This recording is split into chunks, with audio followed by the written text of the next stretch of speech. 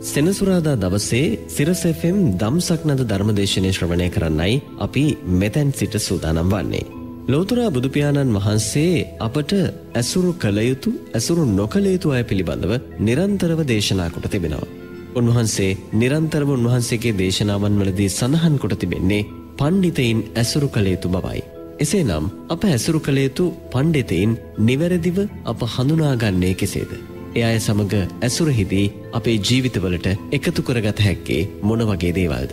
බෞද්ධයන් හැටියට අපි ඒ පිළිබඳව දැනගත යුතුයි. වර්තමානයේ අපට ඇසුරු කරන්නට ලැබෙන බොහෝ දෙනාගෙන් අපට ලබා ගන්නට පුළුවන් වෙන්නේ හොඳ දේවල්ද නරක දේවල්ද කියන එක අපි විසින් තීරණය කරගත යුතු වෙනවා. ඒ නිසායි පඬිතින් ඇසුරු කිරීම වඩා වැදගත් වෙන්නේ. අද අපේ ගරු ස්වාමින් වහන්සේ ඔබට දේශනා කරන්න සූදානම් වෙන්නේ බාල පඬිත සූත්‍රය ඇසුරෙන් පඬිතයා යනු කවුරුන්ද කියන එක පිළිබඳවයි. ඒ නිසා මේ දේශනාවට හොඳින් ඇහුම්කන් දෙන්න කියලා අපි ඔබට ආරාධනා කරනවා. මෙතෙන් සිට සෙනසුරාදා සිරස FM ධම්සක්නද ධර්මදේශනයේ පැවැත්වීම සඳහා මා නමස්කාර පූර්වකව ආරාධනය කරන්නේ හොරණ වැලිපත ශීල සුවරණ භික්ෂු ගිලන් මධ්‍යස්ථානය සහ අතුරුගිරිය සදහම් පදනමේ අනුශාසක පූජ්‍ය ගලිගමුවේ ඥානදීප ස්වාමින් වහන්සේට. අවසරයි ස්වාමීනි.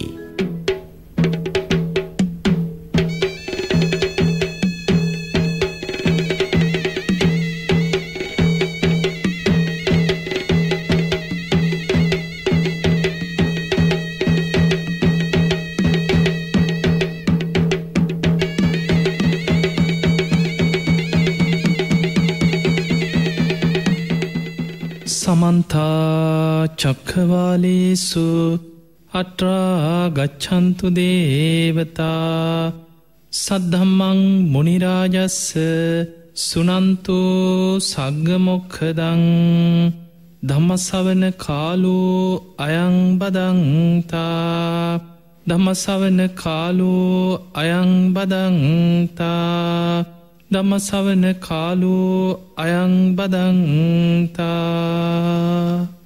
නමෝ තස්ස භගවතු වරහතු සම්මා සම්බුද්දස්ස නමෝ තස්ස භගවතු වරහතු සම්මා සම්බුද්දස්ස නමෝ තස්ස භගවතු වරහතු සම්මා සම්බුද්දස්ස. හැම දිනාටම තෙරුවන් සරණ ප්‍රාර්ථනා කරමින් අදත් ඔබ හැම දෙනෙක්ම සෙනසුරාදා දවසේ ඔබේ ජීවිතයට වැදගත් ධර්ම කාරණා ටිකක් ශ්‍රවණය කරන්න. බොහොම සද්ධාවෙන් ධර්ම ශ්‍රවණයට එකතු වෙච්ච මොහොත. පිංගතුනේ ඔබට මතක ඇති ගිය සෙනසුරාදා අපි බාල පඬිත සූත්‍රයේ බාලයා සිතෙන් කයෙන් වචනෙන් අකුසල් රැස් කරලා මරණින් මත්තේ නිරේට වැටිලා අපා දුක් විඳින ආකාරය මේ නිරේ ස්වභාවය ගැන විස්තර කරමින් බාල පඬිත සූත්‍රයේ බාලයා ගැන විස්තර කරගන්නට යෙදුණා. අද අපි විමසලා බලමු මේ බාල පඬිත සූත්‍රයේ පඬිතයා ගැන නුවණැති සත්පුරුෂයා ගැන පඬිතයා ගැන දේශනා කළා තියෙන්නේ කොහොමද? පින්වතුනි, පඬිතයා කියලා කියන්නේ බුදුරජාණන් වහන්සේ බාල පඬිත සූත්‍රෙ පෙන්වන්නේ නුවණැති කෙනා. ඔහු කයින් සුචරිතයේ දෙනවා. වචනෙන් සුචරිතයේ දෙනවා. ඔහු හිතින් පවා සුචරිතයේ දෙනවා. දැන් මේ සිත කය වචනේ සුචරිතයේ දෙනවා කියපුවාම කයින් සුචරිතයේ දෙනවා කියන්නේ කය මුල් කරගෙන ප්‍රාණඝාත ආදී අකුසල් කරන්නේ නැහැ.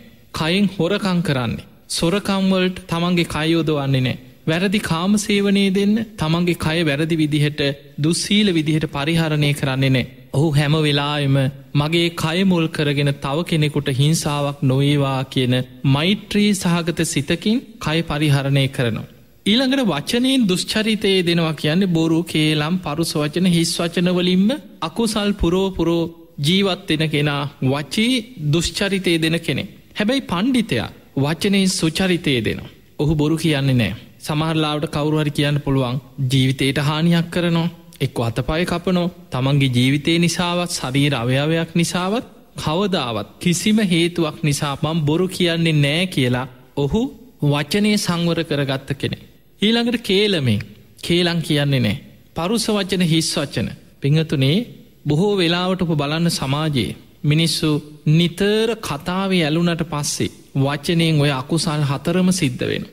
බහුබානී සූත්‍රයේ කියලා බුදුරජාන් වහන්සේ එක්ක දේශනාවක පෙන්වන මහණෙනි, බහුබානී කියන්නේ නිතර කතාවේ ඇලී වාසය කරන කෙනා. අපි දන්නවා සමහර පුද්ගලයෝ ඉන්නවා කතාවම තමයි. තමන්ට වැඩකුත් නැහැ, අනුන්ට වැඩකුත් නැහැ, රටට වැඩකුත් නැහැ. හැබැයි එක්කො රටේ විස්තරයක්. දේශපාලකයන්ට එක්ක බැන බැනා ඉන්න. එක්කො වහින්නෑ කියලා වැස්සට බහිනෝ. එක්කෝ නියගෙට බනිනෝ. එක්කො අහල පහල මිනිස්සුන්ගේ කුණුගොඩුවක්. පවුල්වල ප්‍රශ්න. තමන්ගේ පවුල්වල ඕන තරම් ප්‍රශ්න තියෙනවා. හැබැයි අවට මුළු ගමේම ප්‍රශ්න ගෙවල්වල ඒවා විසඳන්න කතා කර. එතකොට මෙන්න මේ වගේ චරිත නිතර කතාවේ ඇලී වාසය කරන චරිත බහුබානි. බුදුරජාණන් වහන්සේ වදාලා මහණෙනි මේ බහුබානී කෙනා හැම වෙලාවෙම නිතර කතාවේ ඇලී වාසය කරන කෙනාට නිතර බොරු කියවෙනවා කිය. ඊළඟට කේලාම් කියවෙනවා. අනුන්ගේ විස්තර නොකිය යුතු දේවල් අනුන් ගැන කේලාම් කියවෙන. ඊළඟට ඒ අහුනාට පස්සේ ඒවා එලිවුනාට පස්සේ පරුස වජ්ජන තමන්ට දවේශය වෛරය බලවත් වෙලා ඊළඟ රණ්ඩු සරුවල් ඇති වෙන. ඊළඟට නිතරම හිස් වචනින්ම තමයි ඔවුන්ට බොරු කියා හිස් වචනින්ම තමයි ඔවුන්ට දවසගෙවන්න තිය. මෙන්න මේ විදිහට නිතර කතාව ඇලී වාසය කරන කෙනා බහුබානී කෙනා බොරු කේලම් පරුස වචන හිස් වචන කියමින් වචනෙන් බොහෝ අකුසල් රැස් කරගන්න. පිංහතුනී වචනෙන් රැස්වෙන අකුසල් වචනෙන් මහ විශාල අකුසල් රැස්වෙන. දැන් අපි ගමු ඔබ අහල ඇති අම්බපාලිය ගැන. මේ අම්බපාලිය අපේ බුදුරජාණන් වහන්සේ වැඩහිටිය කාලේ එදා ලිච්ඡවි රාජ්‍යයේ නගර සෝබිනියක් හැටියට හිටපු කෙනෙ. හැබැයි පසුකාලීනව පැවිදි වෙලා රහත් වෙච්ච රහත් භික්ෂුණියක් අම්බපාල. මේ අම්බපාලියගේ ජීවිත කතාවේ කල්ප 92කට පෙර පුස්ස කියල බුදු කෙනෙක් පහළ වෙච්ච කාලේ එදා ඒ බුදුරජාණන් වහන්සේගේ නැගනිය කියන. දැම් බලන්න කල්ප 92කට පෙර පුස්ස බුදුරජාණන් වහන්සේගේ නැගනිය වෙලා උපදින්. ඒ බුදු කෙනෙක්ගේ ඥාති සම්බන්ධයක් ඇති පවුලක නැගනයක් වෙලා උපදින්න මොන තරං විශාල පිනක් තියෙන් ඕොන්ද. එතකොට ඒ තරං විශාල පිනක් තිබුණා. පුස්ස බුදුරජාණන් වහන්සේ ඇතුළු සංඝයාට එදා ඒ නැගනිය එකතු වෙලා මහා දානයක් පිරිනැමුව. මේ දානයේ පිරිනමල නිවන් දකින්න නෙමේ ප්‍රාර්ථනා කරේ. ඔන්න සමහරුන්ගේ ප්‍රාර්ථනාවල ස්වභාවේ. තමන්ට උපෝපං ආත්ම භාවවල ලස්සන රූප සෝභාවයක් ලැබෙන. දුටු දුටුවන් වශී වෙන රූපයක් ලැබෙන්න ලස්සන රූපයක්. මේක තමයි ප්‍රාර්ථනා කරේ. මට දිව්‍යාංගනාවක් වගේ ලස්සන රූපයක් උපෝපං ආත්ම භාවවල ලැබේවා කියන චේතනාවෙන් එවැනි ප්‍රාර්ථනාවක් කරා. ඒ ප්‍රාර්ථනාව කරේ කල්ප 92කට පෙර. දිවිය ලෝක ඉපදුනා මනුස්ස ලෝක ඉපදුනා උපෝපං හැම ආත්මෙකම දෙව්ලොව ඉපදුනත් අනෙක් සියලු දෙවියන් ආකර්ශණය වෙන විදිහට දිව්‍යාංගනාවන්ට වඩා ලස්සන රූප සෝභාවයක් එදා පහළ වෙලා තිබුණ. මනුස්ස ලෝක ඉපදුනත් රජවරු සිටුවරු වශී වෙන විදිහේ දිව්‍යාංගනාවක් වගේ ලස්සන රූපයක් සසර තමන්ට ලැබුණ. මෙහෙම ඇවිල්ලා මීට කල්ප 30කට පෙර සිකී බුදුරජාණන් වහන්සේ පහළ වෙච්ච කාලේ එදා මනුස්ස ලෝක ඉපදිලා පැවිදි වුණා. දැන් බලන්න පැවිදි වෙන්න වාසනාව ලැබුණ සිකී බුදුහාඳුරන් මීට කල්ප 30කට කලින්. දැන් පැවිදි වෙලා මෙහෙණි ආරාමයක භික්ෂුණියක්. මේ මෙහෙණි ආරාමේ වත් පිළිවෙත් කරගෙන චෛත්‍ය මළුව බෝ මළුව අතුගාගෙන වත් පිළිවෙත් කරගෙන දැන් සීල් රකින්නවා ගුණධර්ම පුරන. සීලේ ප්‍රශ්නයක් නැහැ හොඳ සිල්වත්. ගුණධර්ම පුරාගෙන ඉන්නවා. හැබැයි කට හොඳ නැහැ. වචනෙන් ද්වේෂය ඇති වෙනවා. වචනෙන් බනිනවා නින්දා කරනවා. ඔහොම ඉන්නකොට දවසක් චෛත්‍ය මළුව සෑ මළුව අමදින වෙලාවේ මේ චෛත්‍ය මළුවට ආපු මේ ආරාමේ හිටිය රහත් භික්ෂුණිය. උතුම් අරහත්වයට පත්වෙච්ච බොහෝ ගුණ ඇති රහත් භික්ෂුණිය. මේ භික්ෂුණියට අසනීප තත්ත්වයක් තිබුණා. අපි හිතමු නිකන් හෙම්බිරිසා වගේ කියලා. එතකොට එදා අර මළුවේදී කිඹුහුමක් ගියා. ඒ කිඹුහුමක් යනකොට නහයෙන් හොටු කටෙන් කෙල අර මළුවට වැටුණා. දැන් සමහරලාට කටේ කෙල තියාගෙන ඉන්න කෙනෙක් වෙන්න පුළුවන්. එක පාට කැස්සක් ආපුවම අර කෙල ටික වැටෙනවා. ආයි මළුව කියලා නෑ. ඊළඟට නහයේ හොටුණා. සමහරලාට කිඹුහුමක් යනකොට හොටු ගලනවා. Tamanට පාලනය කරගන්න පුළුවන් දෙයක් නෙමෙයි.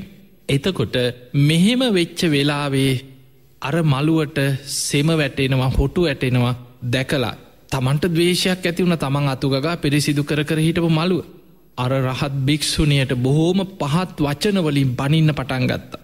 මේ වෛශ්‍යාවක් මේ මළුව අපිරිසිදු කරා කියලා බොහොම පහත් වචනවලින් ගණිකාවක් වෛශ්‍රයාවක් ඊළඟට අපි ඔය සමාජ මිනිස්සු කතා කරන බොහොම පහත් වචන තියෙනවා කාන්තාවන්ට. අන්නේ විදිය මේ සල්ලාල කාන්තාවක් කියන වචනේ ඉදිරියට දාලා අර රහත් භික්ෂුණියට වචනෙන් බැනවැදුන. දැන් බලන්න පැවිදි වෙලා සීල් ගුණ දහම් රැක්ක රහත් භික්ෂුණීන් වහන්සේලා ඇසුරේ ආරාමික බුද්ධ ශාසනයක් තියෙන කාලෙ හිටියේ කල්ප 30කට කලින් ඔය වචනෙන් වෙච්ච අකුසල විපාකෙන් ඊළඟ ජීවිතයේ නිරේට වැටුණා. ආර්යෝපාද අකුසලේ. නිරේ වැටිලා නිරේ දුක්විඳලා අපායෙන් අපායට පැහිලා අපායෙන් උඩටාවට උපෝපං හැම ආත්මික මෙතනින් පස්සේ වෛශ්‍යාව ගනිකාවක් වෙලා ඉපදුන්. ඒකට හේතු අර රහත් සිල්වත් ගුණුවත් උතු මරහත්වයට පත්වෙච්ච භික්‍ෂුණියකට මේ ගනිකාව කියලා වෛශ්‍යාව කියලා නින්දා පහස කිරීමේ විපාකෙ. ආත්ම ගණන් නොඒක් පීඩාවල්ලෝට පත්වෙන. සමාජ මිනිස්සුන්ගෙන් බැටකනෝ. දැන් ගනිකාවක් කියන කොච්චර බැනුම් අහනවා නින්දා විඳිනවා සමාජ මිනිස්සු ළඟට එන කෙනා පවා බැනලයන්න අන්තිමට. එතකොට මේ විදිහට බොහෝ පීඩා විඳාව. හැබැයි එහෙම දුක් විඳ ඇවිල් අර කර්ම විපාකෙන් අපායිත් වැටුණු. එහෙම ඇවිල්ලා මේ මහා බද්ධ කල්පේ කාශ්‍යප බුදුරජාණන් වහන්සේගේ කාලේ බ්‍රහ්මචාරී ජීවිතයක් ගත කර පැවිදි වුණා. අන්න ඒ ජීවිතේ ලොකු පිනක් කරගත්තා. අර විදිහට සසරේ කල්ප 31ක්ම දුක් විඳා. ඇවිල්ලා පැවිදි වෙලා සිල්වත් ජීවිතයක් ගත කර. ඒ පිනෙන් මරණින් මත්තේ දෙව්ලොව ඉපදුනා. දිව්‍ය ලෝක ඉපදිලා තමයි අපේ ගෞතම බුදුරජාණන් වහන්සේ පහළ වෙනකොට මේ මනුස්ස ලෝකෙටාවේ. හැබැයි මනුස්ස ලෝකෙටාවෙත් හරිම පුදුම විදිහට අඹපාලිය ගැන සඳහන් වෙන්නේ අඹවනේ රජ්ජුරුවන්ගේ අඹවනේ ඕපපාතිකව පහළ වෙච්ච කෙනෙක් හැටියට සඳහන් වෙන්. ඒ පෙර පිනත් එක්ක කරපු දැඩි ප්‍රාර්ථනයක්. එතකොට මේ අඹපාලිය දිව්‍යාංගනාවක් වගේ ලස්සනයි. පුද්දුම ලස්සන ශරීරයක් තියෙන්නේ. ලිච්චවී රාජකුමාරුල් ලිච්චවී රාජකුමාරුරු 7707ක් හිටිය කියෙන්. මේ රාජකුමාරුවරු මට මෙයා ඕන කියල පොරකනු. ඒ නිසා මේ හැමෝගෙම පොදු වෛශ්‍යාව බවට පත් වුණ. අවසානයේ මේ අම්බපාලියට විමල කොන්නඥ කියලා දරුවෙක් හිටිය. මේ දරුව පැවිදි වෙලා රහත් වුණ. මෙන්න මේ පුතනුවන් නිසා අම්බපාලිය ජීවිතේ පැවිදි වෙලා උතුම් ධර්මය අවබෝධ කරගෙන මේ බුද්ධ ශාසනය තුළ රහත් වුණ. අඹපාලිය බුදුරජාණන් වහන්සේටත් අවසාන කාලේ අඹපාලියගේ අඹවනේ ආරාමයක් කරල පූජා කරා. අඹපාලිය අඹවනේ. එතකොට අපිට පේනවා මේ බුද්ධ ශාසනය තුළ අපි අඹපාලිය ගැන අහලා තියෙනවා. දැන් බලන්න මේ ජීවිතේ රහත් වුණා කොහොම හරි හැබැයි. නමුත් කල්ප 92කට පෙර තමන්ට රහත්වෙන්න හැකියාව තිබුණ. බුදු කෙනෙකුගේ ඥාති නැගනියක් වෙලා ඒ බුදුරජාණන් වහන්සේගේ පවුලේ ඥාති දියණියක් වෙලා ඉපදුනේ. හැබැයි ඒ ජීවිතේ බොහෝ පිරිසක් බණහල ධර්මාවබෝධය ලැබුවට තමන්ට තිබුණේ නිවන් දකින අදහස නෙමේ. ලස්සන රූපයක් ඇතු උපදින්. දිවිය ලෝක ඉපදුනත් මනුස්ස ලෝක ඉපදුනත් හැමෝම වශී වෙන විදිහේ රූප සෝභාවයකට ඇලුම් කර. ඒ නිසා තමන්ට ධර්මාවබෝධයට තිබ අවස්ථාව සසර යන්න ප්‍රාර්ථනා කරගෙන අහිමි කරගත්තා. ඒන ගමන තුළ එක වචනකින් වෙච්ච අකුසලේක. රහත් භික්‍ෂුණියකට නින්දා කරලා ගරහා කළ රැස් කරගත් අකුසල විපාකයක් සසරි ගෙවගෙවා යන්න වුණා. ඒ නිසා පිංහතුනේ වචනෙන් රැස්වෙන් අකුසල්. ඔබ දන්නවා වචනෙන් තමයි සංගබේදය කරන්නේ ආනන්තරී අකුසලය. කල්පයක් නිරේ විපාක දෙන අකුසලය. ඒ නිසා වචනෙන් සුචරිතය හැසිරෙන් බුදුරජාණන් වහන්සේ බාල පණ්ඩිත සූට්‍ර පෙන්නවා පණ්ඩිතයා මේ වචනේ ආදීනව වචනයේ තියෙන භයානකකම කර්ම පල ගැන දන්න කෙනෙ. එයා වචනේ සංවර කරගන්න ඔයා බොරුවෙන් වලකිනවා කේලමෙන් වලකිනවා පරුස වචන හිස් වචනවලින් වලකිනවා එයා වචනේ සංවරයි. ඊළඟට කය සංවරයි. තමාව ගලපල බලන්නේ. මම කැමතිද කවුරුවත් මගේ අතපයි කඩනුවට. මම කැමතිද මගේ මස් කපාගෙන කවුරු හරි කනුවට නෑ. ඒ වගේ මයි මේ ලෝක අනෙක් සත්‍යයෝ. අත්තානං උපමංකත්වා. තමා උපමා කරගෙන අනෙක් සත්‍යයන් ගැන මෛත්‍රී සිත වඩනු. අන්න මෛත්‍රී සාගත කෙනාම ප්‍රාණගාතයෙන් වලකිනවා. තමන් වලකිනවා විතරක් නෙමේ. අනුන් ලවා කරවන්නෙත් නෑ. දැන් සමහරු ඉන්නවා එවැනි ව්‍යාපාර තම ඔවුන්ගේ ජීවිත. හැබැයි ඔවුන් හිතනොන්නේ මම කරන්නේ. තමන් හොදට සුදු ඇඳල තමන් හොදට යානවාහනවල තමන් බොහොම උපාසකය වගේ සමහරු පන්සලුත් හදන ආරාමත් හදන චෛත්‍යත් හදෝනු. හැබැයි තමන්ගේ ව්‍යාපාරගත්තොත් ප්‍රාණගාත් මිනිස්සු යොදවල සත්තු මරනෝ. එතකොට ඒක අකුසලේ ඔහුට එන්නේ නැතුවනෙම ඔහු තමයි එක කරවන්නේ. ඒ නිසා ප්‍රාණගාතයෙන් වලකින කෙනා තමන් කරන්නෙත් නෑ අනුල්ලවා කරවන්නෙත් නෑ. ඊළඟට හොරකමේ වලකින කෙනා. සොරකම කවදාවත් නොදුන් දෙයක් තමන්ට අයිති නැති දෙයක් සොර සිතකින් ගන්නේ නෑ. ඊළඟදේ කයමුල් කරගෙන කවදාවත් වැරදි කාමසේවනයකේ දෙන්න. තැන් හිතන්න කෙනෙක් තමා උපමා කරගෙන හිතානගෙන තමන්ගේ දෙයක් හොරකංකරොත් තමන්ට කොච්චර දුකක් වේදනාවක් ඇති වෙනවා. ඒ වගේ මයි මේ ලෝකෙ අනෙක් මිනිස්සු තමන් සතු දේවල්ලෝට ආසයි. ඇයි මං අනුන්ගේ දෙයක් හොරකං කරන්න. ඊළඟට එයා හිතනවා ආදරින් පවුල් ජීවිතයක් ගත කරගෙන දරුවෙක්ක බොහොම සතුටෙන් ජීවත්වෙන පවුලක්. ඒ පවුලට බාහිර කෙනෙක් ඇතුල්වෙලා ඒ පවුල් ජීවිතයේ ප්‍රශ්න ඇති කරලා විනාස කරලා ඊළඟට ඒ පවුල් අරබුද ඇති කරනවට කවුරුත් කැමතිනේ. තමන් කැමතිත් නෑ. තමන්ගේ පවුල විනාස කරනවා. අන්නේ වගේ තමයි මේ ලෝකෙ අනෙක් මිනිස්සු. ඒ නිසා මම කවදාවත් තව බාහිර පුද්ගලයෙක්ගේ පවුල් ජීවිතයක් විනාස නොකළ යුතුයි. වැරදි කාමසේවනයෙන් නොයිදිය යුතුයි කියලා එයා වැරදි කාමසේවනින් වලකිනවා. ඔන්න ඔය විදිහට කයින් සුචරිතයේ දෙ වචනෙන් සුචරිතයේ දෙන. හිතෙන් මනසෙනු සුචරිතයේ දෙන්න පුළුව. දැන් බලන්න හිතෙන් තමයි අනුන්ගේ දේවල්ලෝට ආස කරන්න. මිත්‍යා දෘෂ්ටිය මෙලවක් පරලවක් කියල දෙයක් නෑ පිම් පව් කියල දෙයක් නෑ ඕපපාතික සත්‍යයන් කියලා කෙනෙක් නෑ ඔය මැරුණහම ඔක්කොම ඉවරයි ඕක මනසෙන් ඇතිවන මිත්‍යා දෘෂ්ටික අකුසලය. ඒ නිසා ලෞකික සම්මාධිට්ටියට එනවා.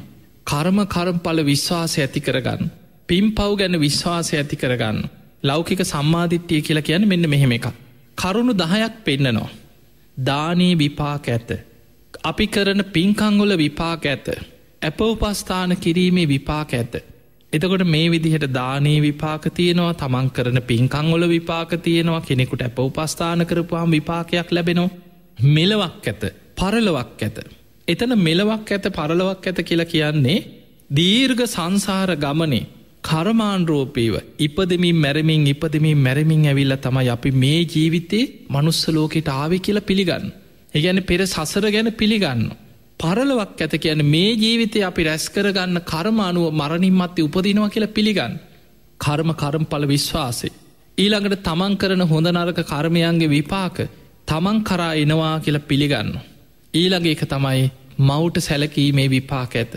පියාට සැලකීමේ විපාක ඇත. ඒක මනසෙන් සුචරිතේ. කෙනෙක් කියන හිතනවනං ඕව වැඩක් නෑ පිම්පව් කියල දෙයක් නෑ මෙලෝ පරලෝ කියල දෙයක් නෑ. ඒ සිතුවිල්ලම මනසින් දුෂ්චරිතය හැසිරීම. ඒ නිසා මනෝ සුචරිතය කියල කියන්නේ ලෞකික සම්මාධිට්ටියට. පිම්පව් කර්ම පල ගැන විශ්වාසේ. ඊළඟට එයා ඕපපාතික සත්‍යයන් ගැන පිළිගන්න. අන්න මනසින් සුචරිතය. ඕපපාතික සත්‍යයන් කියන්නේ දෙවියම් පහළවෙන ඕපපාතිකව. බ්‍රහ්මලෝක බ්‍රහ්මයන් පහළවෙනි ඕපපාතික. නිරේ නිරිසතුන් පහළවෙනි ඕපපාතික. ප්‍රේතලෝක ප්‍රේතයන් පහළවෙනි ඕපපාතික. එතකොට මේ ඕපපාතික සත්‍යයන් ගැන පිළිගන්න අවිශ්වාස කරන. මෙහෙමයි මේ සත්‍යයන් පහළවෙන්. හැබැයි ඕපපාතික උපත අපිට පියවියහෙන් දකින්න පුළුවන් දෙයක් නෙමේ. දැන් හිතරන අපි බිත්තර ඇතුළෙන් සත්‍යය උපදිනවා කියනෙ අපිට පේනවා. බිත්තර කටු කඩාගෙන කුරුල්ලෝ කුකුලෝ පැටව් එලියට එනවා දකිනවා. ඊළඟට මවකුසින් මනුසයෝ විතරක්න මේ සත්තුත් මවකුසෙන් උපදින්. ඒකත් පේනවා. තෙත් පරිසරය ඇසුරු කරගෙන සත්‍යයන් උපදිනවා කෙනෙකත් පේනවා. දැන් හිතන අඹගෙඩියක් කුණු එන්න තියලා. දවස් කීපයක් කුණු එනකොට කොච්චර පනුවද මේ අඹගෙඩිය ඇතුළෙන් පනුව සකස් වෙනවා. ඊළඟට ඔබ මස්කෑල්ලක් වහලා තියන්න එලි මහනේ කුණු වෙලා යනකොට පනුව කොච්චර ඒක තුළ හැදෙනවද කියලා. අන්න එතකොට අපිට පේනවා තෙත් පරිසරයක සත්‍යයන් පහළ වෙනවා. හැබැයි ඕපපාතික උපත අපිට පේන්නේ. ඒක දකින්න පුළුවන් දිවස් නුවණක් තියෙන කෙනෙකුට විතරයි. හැබැයි බුදුරජාණන් වහන්සේ දිවසින් දැකලා අවබෝධ කරගෙන මෙන්න මේ විදිහට සත්‍යයන් පහළ වෙනවා උපදිනවා කියලා බුදුරජාණන් වහන්සේ අපිට පෙන්නවා. එතකොට අපි දැක්කේ නැතත් අපි සද්ධාවෙන් බුදුරජාණන් වහන්සේ යමක් දේශනා කරානං අපි මුලදී ඒක විශ්වාස කර. ඒ විශ්වාසය තුළ තමයි අපි ධර්මය පුරුදු කරගෙනයන්. හැබැයි මේ බුද්ධ ශාසනය තුළ විශ්වාසය කියන්නේ ප්‍රත්‍යක්ෂය කරා යන්න උපකාර වෙන දෙයක්. දැන් විශ්වාසයෙන්ම ඉවර වෙන වනෙමේ. ඒ විශ්වාස කරන දේ අපි ඒ මාර්ගයේ වඩනකොට අපටම ප්‍රත්‍යක්ෂ වෙන. තමන්ගෙම අවබෝධයක් හැටියට තමන්ට ඒදේ තමන්ටම ප්‍රත්‍යක්ෂයෙන් දකින්න ලැබෙන. අන්නේ නිසා ඕපපාතික සත්‍යයන් ගැන පිළිගන්න. ඊළඟට තමන්ගේ නුවනින් ජීවිතය අවබෝධ කළ ප්‍රකාශ කරන ශ්‍රමණක් බ්‍රාහ්මණවරු ලෝකෙ ඉන්නවා කියලා පිළිගන්න. ඒ තමයි බුදු පසේ බුදු මහරහත්තන් වහන්සේලා. භාවනා කරලා හිත වඩල තමන්ගේ නුවනින් ලෝකය අවබෝධ කරගත්ත. මේ උත්තමයන් වහන්සේලාගේ නුවන ගැන පිළිගන්න. ඔන්න ඔය පිළිගැනීමම මනසින් කෙනෙකුට ඇතිකරගන්න පුළුවන්නන් ඒක මනෝ සුචරිතය. කෙනෙක් මනසින් සුචරිතය හැසිරුණා කිය. ඊළඟට එයා අනුන්ගේ දේවල්ලොට ලෝභ කරන්නේ නෑ. අනුන්ගේ දේවල්වලට ආසා කරන්නේ. මනසේ මෛත්‍රී වඩනෝ. ද්වේෂ කරන්නේ. අනුන් නැසේවා කියලා හිතන්නේ. ඒ කෙනා මනසේ මෛත්‍රිය පතුරෝනෝ. අලෝභකම අද්වේශය අමෝහ සිතුවිලි තමන්ගේ හිතේ ඇති කරගන්න. අන්න ඒ කෙනා බුදුරජාණන් වහන්සේ පෙන්නවා මනෝ සුචරිතයේ දෙන කෙනෙ. එතකොට පණ්ඩිතයා ගැන පෙන්න්න මේ බාල පණ්ඩිත සූත්‍ර කෙනෙක් කයින් සුචරිතයේ දෙනවා මනසෙන් සුචරිතයේ දෙනවා වචනයෙන් සුචරිතයේ දෙනවා. මේ විදිහට පින්දහම් රැස් කරගෙන මරණින් මත්තේ යථාබතන් නික්කිත්තෝ ඒවන් සක්ගේ කියන. එහෙම පින්කරගත්ත කෙනා හිසේ තියාගෙනාපු බරක් අතහැරිය වගේ මෙහෙම මැරෙනකොටම සුගතිය පහළ වෙන. දිවිලෝකවල පහළවෙන්. එහෙම පින්කරගත් අය චාතුම් මහාරාජික දෙව්ලෝ පහළවෙන. තාවතිංස දෙව්ලෝ පහළ වෙන. යාම දිවිලෝකෙ පහළ වෙන. තුසිත නිම්මාන් ප්‍රති පරනිම්මිත වසවර්ති කෙන දිවිය තලවල පහළවෙන්.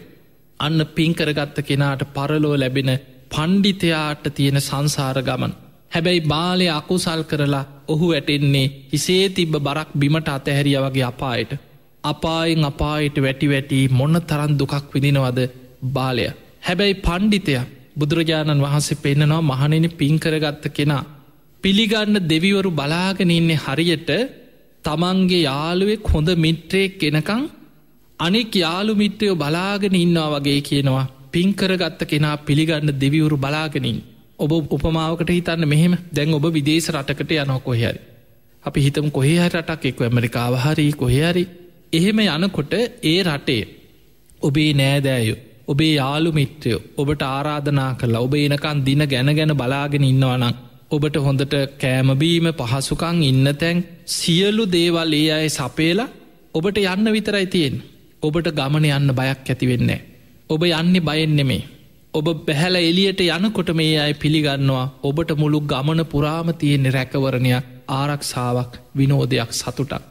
හැබැයි නන්නාදුරන් රටකට යනව කාත් කවුරුත්නේ අපි දකිනොයි මැද පෙරදිග යනයි සමහරුම් ගුවන්තොටුපොලේ නං යන්නේ අඩාඩ ප්ලේන් එක යන්නේ අඩාඩ ගෙහිම් බහිනකොට මොනවගේ කරදරයකට පත්වයිද එක්කෝ යන්න තැන ඉදම්ම ගගහගෙන අයිද මොනවගේ හිරිහැරයකට පත්වයිද ඒ මොකුත් දන්නේ නෑ දුක් විඳලා සමහරු එන්නේ එක්කෝ පණපිටිගෙන් වනේ එක්ක බාගට මැරලයික් අතපය කඩලා ඇනගහලා එහෙම ඒවන ඇත්තින්න.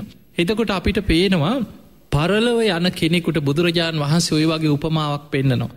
පින්කරගත්ත කෙනාට දෙවිවරු බලාගෙන ඉන්නේ. එයාට මෙහෙ පින්කරනකොට එහෙ සුගතිය හැදිලතියෙන්. එයාට පරලව ගැන බයක් ඇතිවෙන්නේ. එයා යන තැන එයාට සැප සම්පත් පිනෙන් පහළ වෙන. ඊළඟට බුදුරජාණන් වහන්සේ මේ බාල පණ්ඩිත සූත්‍ර පෙන්නන්නේ පින්කරගත්ත කෙනා මනුලව ඉපදුනත් සක්විති රජවෙලා උපදිනවා කියනවා. මේ සක්විති රජ්ජරෝ ගැන තමයි දීර්ඝ විස්තරයක් මේ බාල පණ්ඩිත සූත්‍රයේ පණ්ඩිතයා ගැන විස්තර කරන්න. පිංහතුනී සක්විති රජ්ජුරුවෝ කියලා කියන්නේ. හැබැයි අපි මේ ඉන්න මේ වගේ යුගවල මේ වගේ මිනි සාවිස පිරිහිච්ච කාලවල සක්විති රජවරු පහළ වෙන්නේ. සක්විති රජවරු පහළ වෙන්නේ දීර්ඝාවිශ ඇති කාලවල. ඒ සක්විති රජ්ජුරුවෝ ගැන තියෙන්නේ දෙතිස් මහා පුරුෂ ලක්ෂණ පිහිටනවා කියන. ඒ පුරුෂ ලක්ෂණ පිහිටන්නේ සසරි බොහෝ කල් පින් කරලා පිනේ ප්‍රතිඵලයක් හැටියට තමයි මහාපුරුෂ ලක්ෂණ ඇතිවෙන් එක ඉබේ ඇතිවෙන වනෙමේ සසර පින් කරපු කෙනෙ ඒ රැස්කරගත්ත පින නිසයි මහාපුරුෂ ලක්ෂණ ඇතිවෙන්. ඊළඟට මේ සක්විති රජ්ජුරු සසර මහා පිනක් කරලා ඒ මහාපුරුෂ ලක්ෂණ ඇති වුණාට පස්සේ තමන්ට සක්විති රජකම ලැබෙනකොට සක්විති රත්න පහළ වෙන සත්ව රත්නයක් පහළ වෙන. සිවුරඟ සේනා පිරිවරාගෙන චක්‍ර රත්නය නැගලා හිතන දිසාවට අහසින් යනවා කිය. එහෙම අහසින් යනකොට ඒ ප්‍රදේශ ඒ රටවල් පාලනය කරන පාලකවරු රජවරු මිනිස්සු සියලු දෙනා. මේ සක්විති රජ්ජුරුවන්ගේ තේජහනු භාවය අහසින් සේනා පිරිවරාගෙන යන ආකාරි දැකලා තමන්ගේ රාජ්‍ය තමන්ගේ භූමි සියල්ල සක්විති රජ්ජුරුවන්ට පූජා කරන. ඒ බයිකට නෙමේ. කිසිම දඩු මුගුරක් අවියාවිදයක් කිසි දෙයක් නැතුව සක්විති රජ්ජුරුව අහසින් ගිහිල්ල තමයි ලෝකය අනුශාසනා කරන්න. හැබැයි සක්විති රජ්ජුරුවන්ගේ අනුශාසනාව ගැන සඳහන් වෙනවා රජ්ජුරුව අහස ඉඳං අනුශාසනා කරන්නේ ප්‍රාණඝාතයෙන් වලකින්න. සොරකමෙන් වලකින්න. වැරදිකාම සේවනයෙන් වලකින්න. බොරුවෙන් වලකින්න. මත් පැන් මඩ්‍රවී භාවිතයෙන් වලකින්. ධාර්මිෂ්ටව ජීවත්තෙන්. සිල්වත්ත ගුණවත්ව ජීවත්තෙන්. සතා සිව්පාවට පවා මෛත්‍රී වඩන්. ඔන්න සක්විති රජ්ජුරුවන්ගේ අනුශාසනා. එතකොට සක්විති රජ්ජුරුවන්ගේ පාලන ක්‍රමේ තමයි පංචසීලයේ තුළ ධර්මිෂ්ඨව දසරාජ ධර්මයෙන් ලෝකේ පාලනය කරනවා. අහසින් ගිහිල්ල හැම රටකටම අහසීදං ඔය අනුශාසනාව කරන. මුළු ලෝකෙම සිල්වත්ත පාලනය කරන්න සක්විති රජ්ජුරුව දක්ෂයිකෙන්. දැම් බලන්න බුදුරජාණන් වහන්සේ නමකට පිහිටන මහාපුරුෂ ලක්ෂණ 32ම සක්විති රජ්ජුරුවන්ටත් තියෙනවා. එක්කම වෙනසයි ඕර්ණ රෝම ධාතුන් වහන්සේ පමණයි. ඕර්ණ රෝම ධාතුන් වහන්සේ බුදුවෙන කෙනෙකුගේ දක්ෂිනාරුතව කරකැවිලා අග ඉහලට හිටින විදිහට නතරවෙන් සුදු පාටයි සුදු බුදු රැසක් විහිදෙන. සක්විති රජ කෙනෙක්ගේ වාමාරුත්තව කරකැවිලා අග පහලට හිටින විදිහට නතරවෙන් රත්තරම් පාටයි. එතකොට මෙන්න මේ වෙනස පමණයි අනෙක් සියලුම මහාපොඩ්ස ලක්ෂණ සක්විති රජ්ජුරුවන්ටත් පිහිටනු. ඒ විතරක් නෙමෙයි බුදුරජාණන් වහන්සේ අපේ බුදුරජාණන් වහන්සේ පිරිනිවන් මංචකේදී. පිරිනිවන් පාන වෙලාවෙ දේශනා කරා මහණෙනි තථාගත බුදු කෙනෙක් පිරිනිවන් පෑවට පස්සේ ආනන්ද හාමුදුරුවෝ ස්වාමීනි අපි කොහොමද ශ්‍රී ශරීරයේ සම්බන්ධයෙන් කටයුතු කරන්නේ? බුදුරජාණන් වහන්සේ වදාළා ආනන්ද ඔබ ඒකට කලබල වෙන්න එපා. බුදුරජාණන් වහන්සේ ගැන පැහැදිච්ච රාජ මහා මාත්‍යවරු ඉන්නවා. ඒ අයට ඒ කාරණේ පවරන්න කියෝ. ඔබ කලබල වෙන්න එපා කියෝ. එහෙම කියලා බුදුරජාණන් වහන්සේ වදාලා සක්විති රජ කෙනෙක්ගේ ශරීරයක් ආදාහනය කරන විදිහටමයි බුදුරජාණන් වහන්සේ නමකගේ ශරීරයක් ආදාහනය කළ යුත්තේ.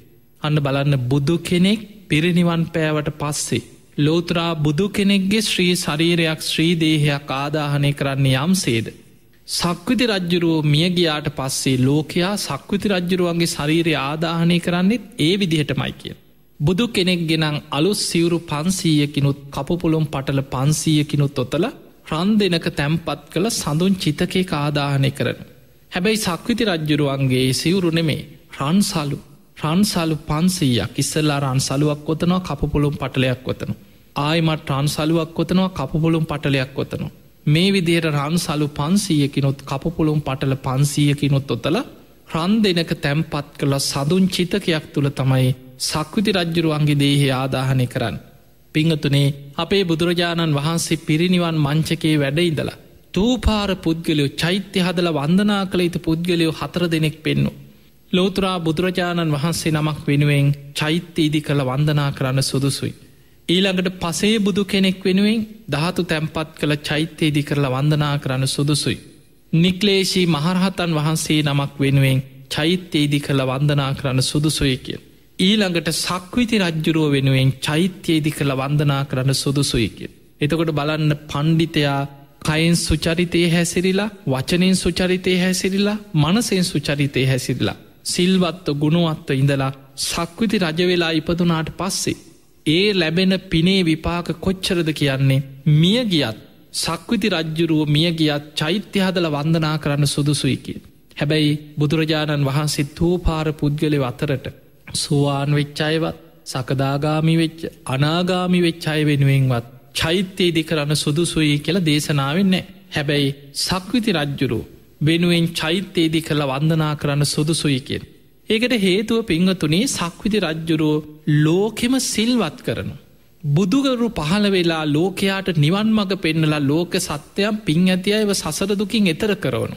මහාපුරුෂ ලක්ෂණ ඇති බුදුරජාණන් වහන්සේලා ලෝකයා සසරදුකින් එතර කරවන. එතකොට එවැනිම මහාපුරුෂ ලක්ෂණ පිහිටි සක්විති රජ්ජුරුව ලෝකයේ සිල්වත් කර. ඒ නිසා ලෝකයක් සිල්වත් කරන්න සක්විති රජ්ජුරුවන්ට පුළුවන්. එතනින් එහා නිවන් මගක් පෙන්න්න සක්විති රජ්ජුරුවන්ට බෑ. හැබැයි ලෝකයාව සිල්වත් කරනු. ඒ නිසා විශාල පිරිසකට ලෝකයාටම යහපත උදාවෙන. මෙන්න මේ හේතුවෙන් මිය ගියත් සක්විති රජ්ජුරුව මරණින් මත්තේ.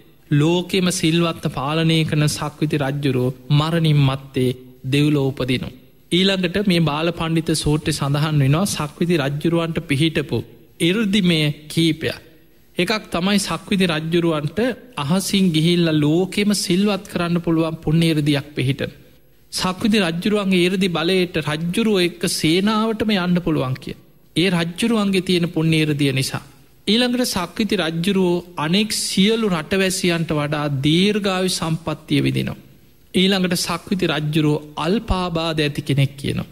ලෙඩ රෝගනෑ සක්විති රජ්ජුරුවන්ට ලෙඩ රෝගාඩුයි කලාතුරක යන්තම් පොඩි අසනීපයක් ඇති වුණත් සාමාන්‍ය මනුස්සයන්ට වැළඳෙන ලෙඩ රෝග සක්විති රජුරවන්ට වැළඳෙන්නේ නැහැ කියන පින නිසා.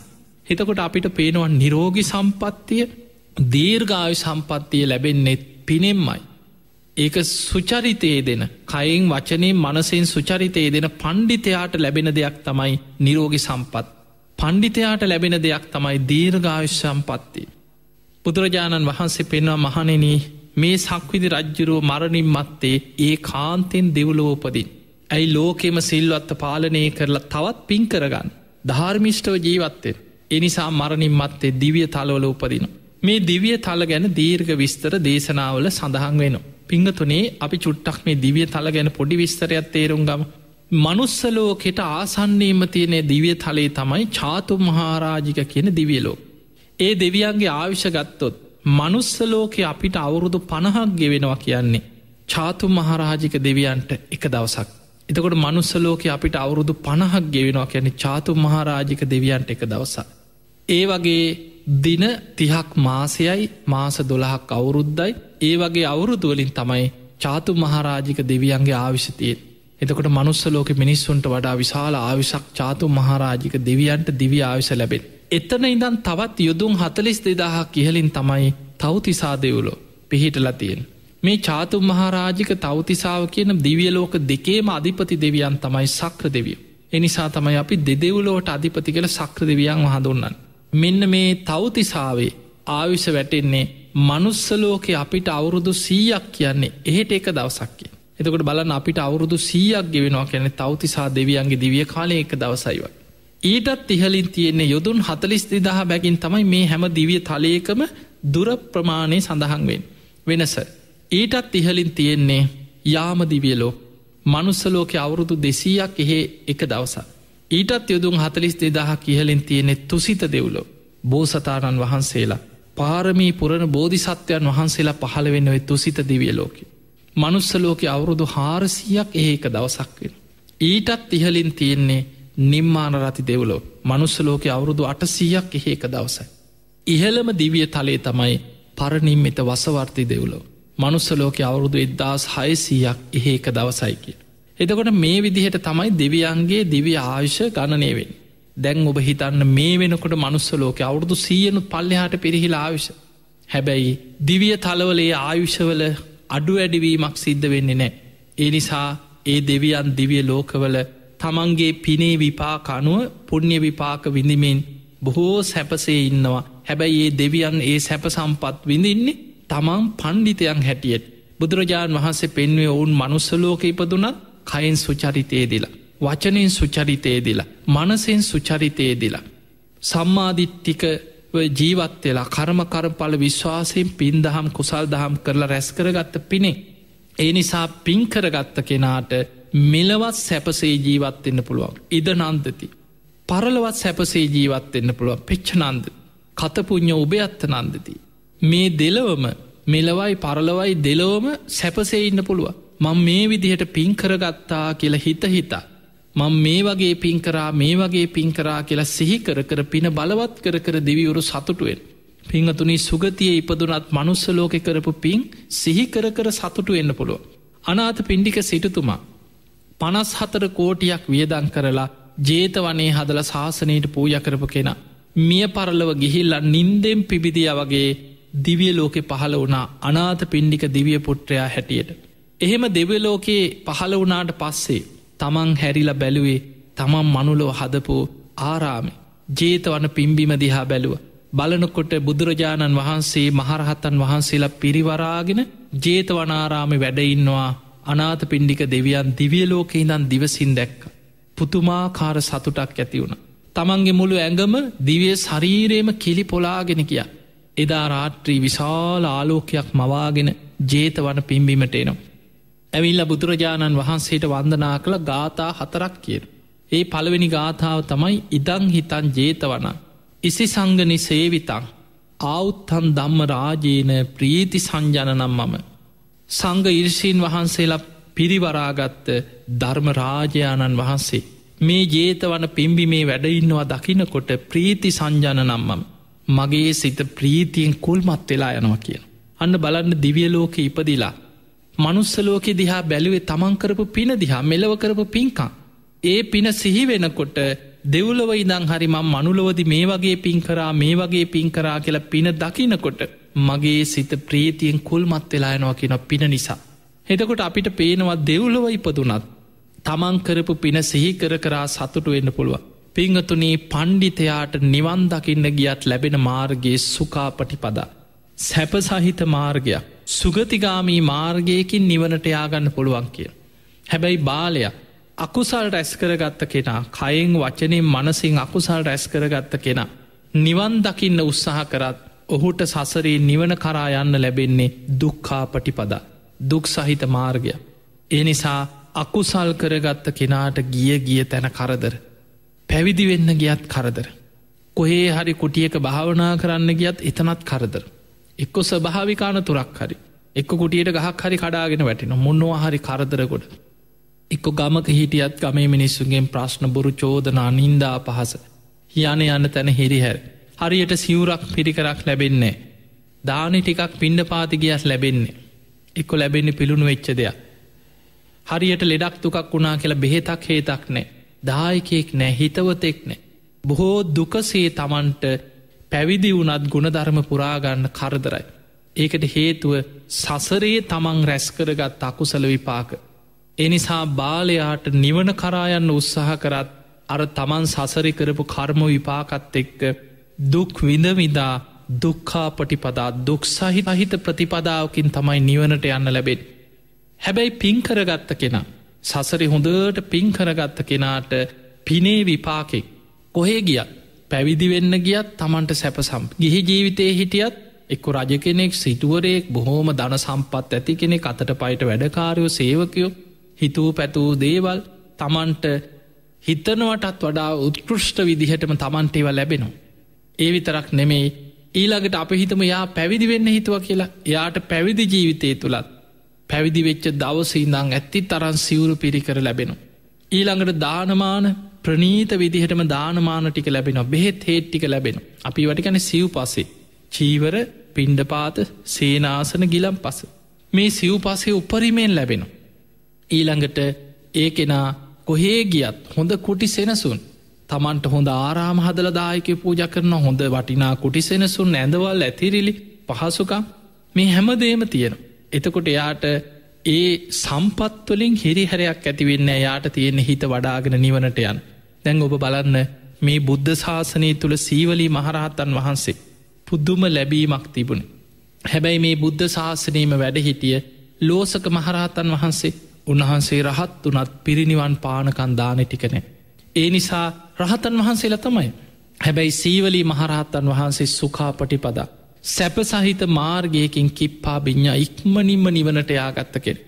හැබැයි ලෝසක මහරහතන් වහන්සේට පෙර සසරය කරපු අකුසල කර්මත් එක්ක නිවන් දකින්න යන්න ලැබුණේ දුක්ඛාපටිපදා දුක් සහිත මාර්ගය. අන්නේ නිසා බුදුරජාණන් වහන්සේ මේ මජ්්‍යමනිකායට අයිති බාල පණ්ඩිත සූත්‍රය තුළ පෙන්නන්නේ බාලයා කියලා කියන්නේ වච්චනෙන් බාල වූ පහත් අකුසල කර්ම බොරු කේලම් පරුස වචන හිස් වචන වචනයෙන් සිද්ධ කර.